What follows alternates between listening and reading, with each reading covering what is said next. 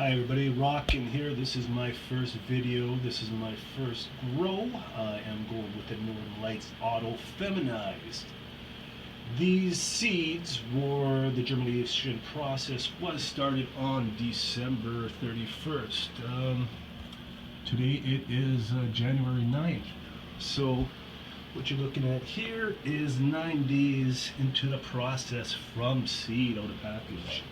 I attempted to start 4, but 1 didn't make it, so these 3 seem to be doing pretty well. I have a few more on the go just in case. Over here I do have my humidifier. I like to keep the humidity at the seeding. The consensus seems to be between 50 and 60%. So that's, yeah, I keep my humidity on there. I keep a little fan in the corner just to keep the air circulated. I do have a space heater to keep my, keep my tent at a nice even temperature. I keep it at about 25 Celsius. This is different than the traditional grows I've seen in the past because of these lights. I have a 900 LED spider version. It doesn't give off the heat that the metal halides and high pressure sodium generally did, so I have to add a space heater. So the whole thing is about having proper climate control in here, which can be a little tricky. That's one of the hardest things you're going to have to figure out, is because, yeah, it's just a 4x8 tent. Up here I have a 6-inch inline exhaust fan with a a carbon filter scrubber. It's on a timer, 1 hour on, 1 hour off. It's just to, circulate, keep the clean air in my tent. I don't have an inline exhaust. I keep it on passive. So, yeah, so far I might add an inline intake fan, but for right now in this stage, I think this, just passive intake will be fine. My light, once again, it's a 900 watt LED. I have that on a timer. It's on 18 and 6. That light schedule will not have to change for the whole duration of the growth of these plants. That's another wonderful thing with Lunar Genetics. It's, one less thing you have to worry about.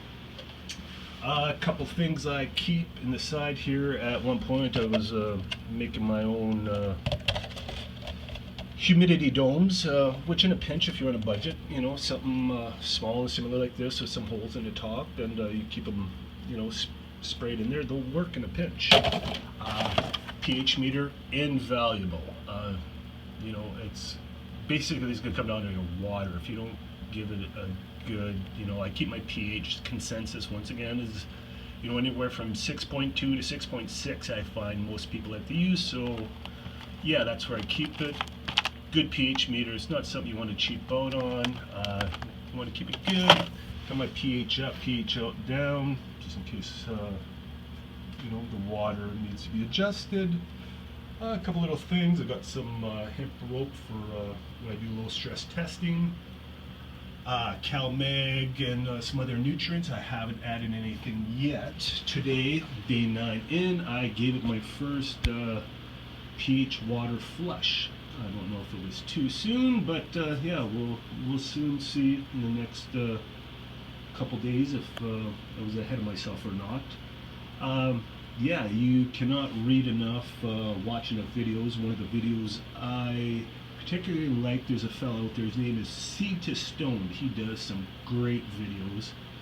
His Northern Lights Auto Feminized. I'm basically using his 10 videos. He has them 1 to 10 week, laid out. They're great videos. I've watched each one several times. I can't recommend this fella enough. Yeah, I just thought I would share with everybody at the process I'm doing here. It's a really interesting hobby, and hopefully in 10 weeks from now I will have something decent to show you guys. I plan on adding a video every week, so this is week 1, video 1. I hopefully you get some information, something's helpful out of these. You just enjoy. Thank you.